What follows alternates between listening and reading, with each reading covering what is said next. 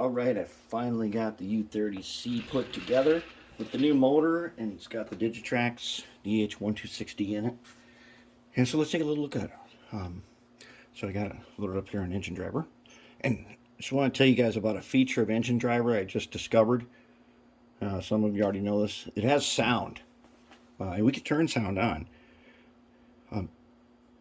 So one of the things you can do with this, you can send that sound to a Bluetooth speaker, which I haven't played with yet. But I'm going to put on here, we're going to put a GE engine. Okay. So basically the sound is coming out of your device, but it's still, it's kind of cool. It ain't perfect yet, but it's new and it's got potential. So there's our sound, and it's not as good as the sound that we'd have in here, but it's okay.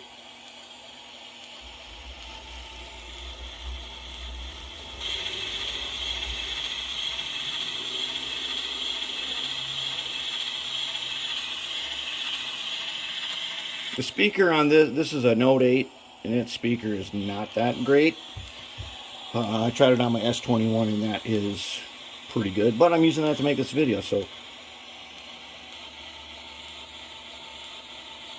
here we come in. And now my speed steps, these are not steps, that's percentage, so it's at 14%.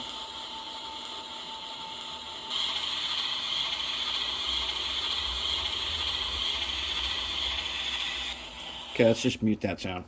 Okay. There, 2%. Look at that. Moving at 2. That's the new motor. Moving at 2. Now I have not yet played around with the momentum settings and everything, and the basically the digital flywheel function of the decoder, which I will get to. But it's pretty good.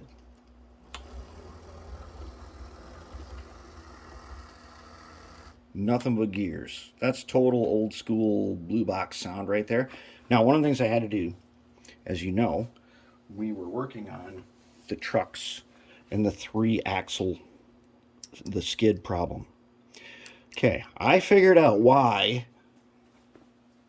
that is such a problem, because I checked to see if it was square on the other trucks. These are the only other ones I had, so I had to use these. These are old metal side frames. I checked to see if this was square, and it wasn't. Both ends were higher than the middle. So that's a real problem.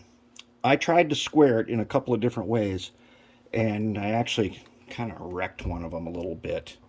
And I don't really feel like fixing it now. I just want to get this done. So we'll just use these. What I did on these was I took a number 34 drill bit, and I drilled the inside of each of the phosphor bronze sockets. And this is not doing the skid. Remember, this is the old school way we used to do it on the drill press from way back. Number 34 seems to be just right. It gives me good play. All right, let's see what's under the hood. Let's check it out. Let's see what we got under the hood. Okay.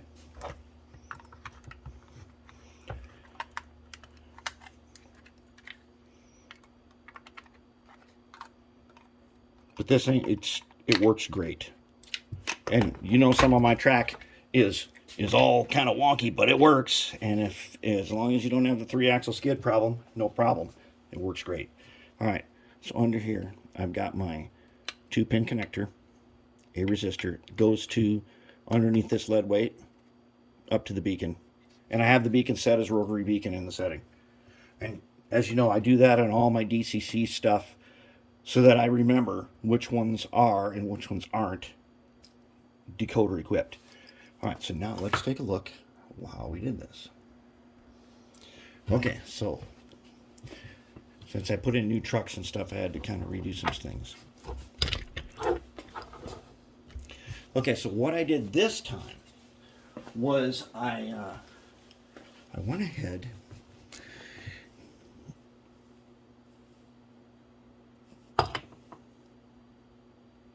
Let's get to focus.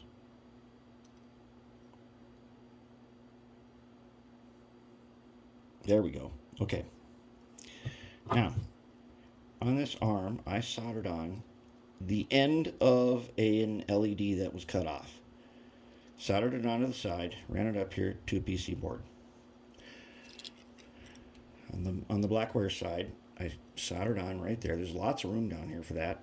Soldered on right there and up to the PC board from behind.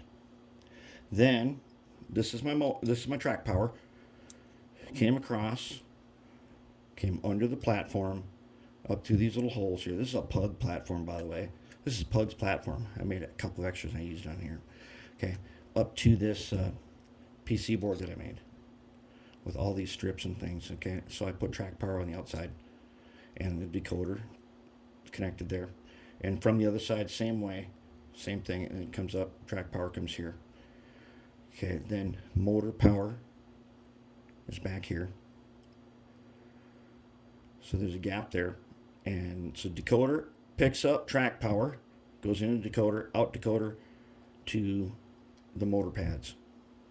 Okay, then the three middle ones are the light functions. And I only have one light function on here, and I've got a connector, 2-pin connector, so I can put that light up upstairs, basically. And that's how we did that. Works great. Now I still got another light function here, which I haven't decided what to do with yet. We're going to try some big fiber optics on the mighty 280s right there. And if that turns out really good, we might come back and revisit this with some fiber optics.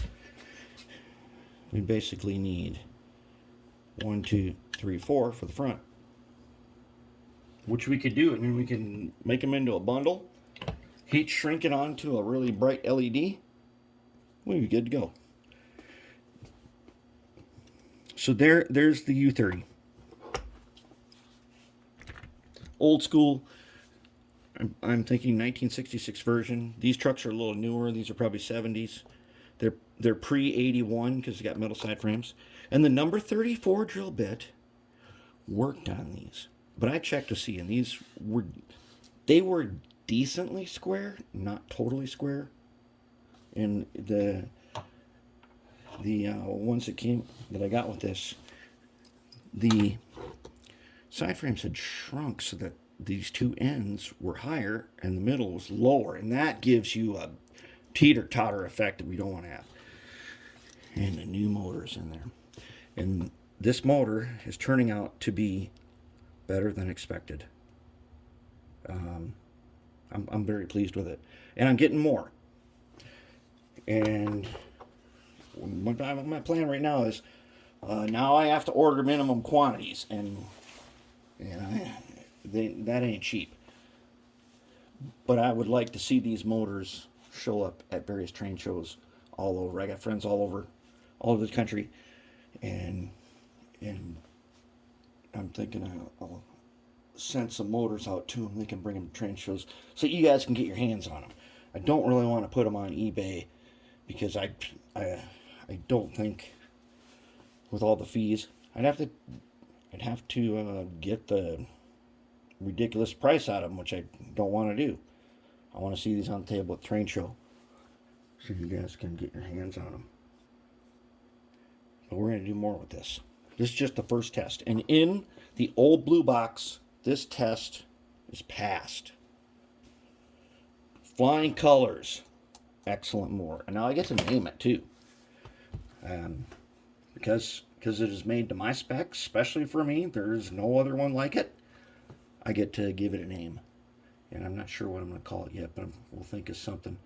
And then I'll make a stamp for the side so I can put the name on it so I remember which is which. Because it looks identical to a ton of other motors I have. Because these size 1 length 8 motors currently all use the same housing. But that's nice because they fit perfect in everything that I know of.